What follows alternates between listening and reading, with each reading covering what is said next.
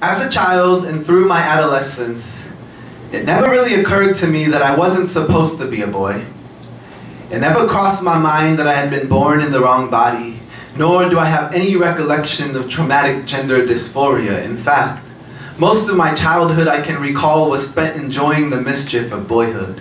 So if you were to ask me the origin of my trans identity, I would have no clear answer in response, no eureka moment to speak of, no genesis to my transition. When pressed for an answer, the best I can do is cite how poorly I ended up growing into my masculinity.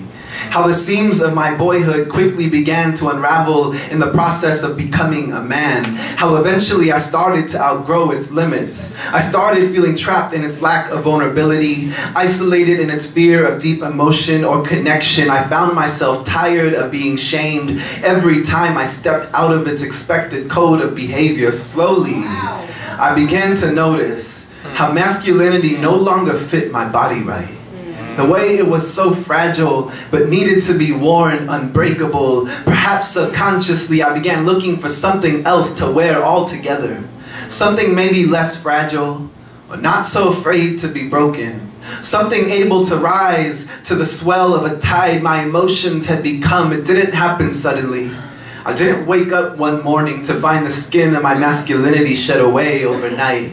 Rather, I think of my gender identity as something a little more fluid, like an ocean always in flux, embracing the impact with beautiful force, leaving the shore when the tide is no longer needed. I like to think of my femme expression as little seeds planted at my birth, near the roots of my fullest potential, my most authentic expression in bloom, away from the thorns and the weeds of a toxic masculinity scattered all throughout the garden. I like to think of these femme seeds, rising to the surface unseen my whole life.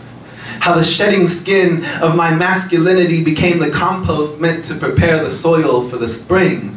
I like to think of myself flowering, a beautiful petal, peeling its way open ever so slowly, each reveal more beautiful than the last. I've come to discover myself as a resplendent garden, finally seeing its beauty nearing full bloom, and how foolish of me it would be not to spend the rest of my life tending to its care.